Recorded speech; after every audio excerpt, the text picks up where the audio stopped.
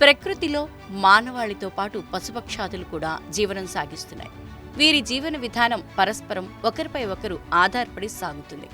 అవును, పశుపక్షాదులు ఉంటేనే మానవాళి మనుగడ ముందుకు సాగుతుంది.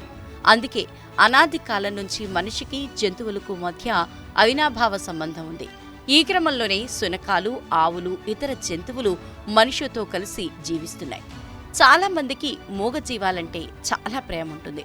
వాటిని తమ కుటుంబ సభ్యుల్లా భావించి ప్రేమను పంచుతారు. కొందరు మాత్రం మూగజీవాల పట్ల తమ పైశాచికాన్ని చూపిస్తుంటారు. ఈ తరహా ఘటనలకు సంబంధించిన వీడియోలు సోషల్ మీడియాలో తెగ వైరల్ అవుతుంటాయి. తాజాగా అలాంటి వీడియో ఒకటి నెట్టింట తెగ చక్కర్లు కొడుతోంది. ఓ వ్యక్తి కోతికి ఆహారం అందిస్తూ ఉన్నట్లుండి కోతిపై దాడి చేశాడు.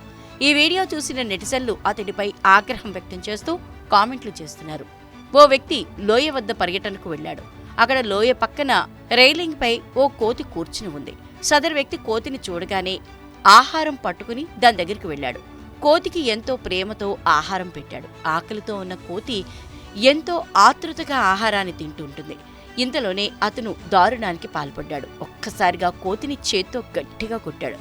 పాపం కోతి ఎగిరి లోయలో పడింది. వెంటనే తేరుకుని అక్కడి నుంచి పారిపోయింది. ఈ వీడియో ప్రస్తుతం సోషల్ మీడియాలో వైరల్ కావడంతో ఫారెస్ట్ అధికారుల వరకు చేరింది.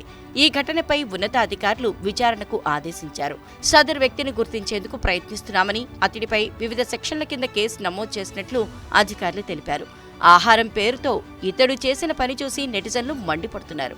ఇలాంటి వారిని కఠినంగా శిక్షించాలి అంటూ కొందరు, ఆహారం తినే సమయంలో ఇలా చేయటం దారుణం అంటూ ఇంకొందరు కామెంట్లు చేస్తున్నారు. ఈ ఘటన ఇండోర్లో జరిగినట్లు తెలుస్తోంది.